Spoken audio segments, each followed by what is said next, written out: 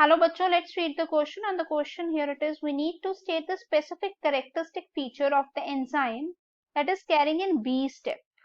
ठीक है, so considering here सबसे पहले हम लोग यहाँ पे डिस्कस करते हैं की कंसेप्ट.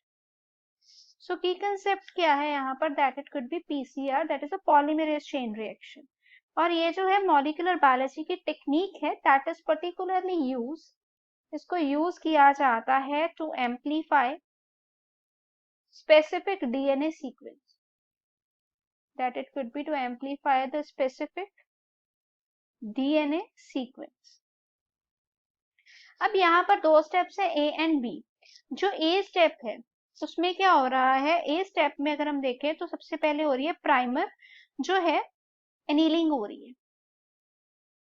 ठीक है, जो प्राइमर है वो अटैच कर रहे हैं, ठीक है, अपनी पोजीशन पे प्राइमर्स जो है वो अटैच कर रहे हैं. वेयर एज अगर हम बात करते हैं नेक्स्ट स्टेप की, बी स्टेप में, तो वहां पे पॉलीमराइजेशन हो रही है या हम कह सकते हैं एक्सटेंशन हो रही है.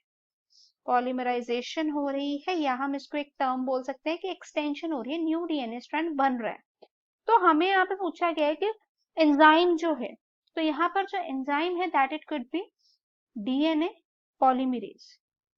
ठीक है, जो डीएनए पॉलीमरेज एंजाइम है उसका बेसिक फंक्शन क्या है, दैट इज ये एंजाइम क्या कर रहा है, ऐड कर रहा है complementary nucleotides, that it could be complementary nucleotides को ये ऐड कर रहा है टू द ग्रोइंग डीएनए, ताकि क्या हो जाए, बेसिकली पीसीआर क्या है, एम्प्लीफिकेशन ही है ना, इसलिए टू द ग्रोइंग डीएनए.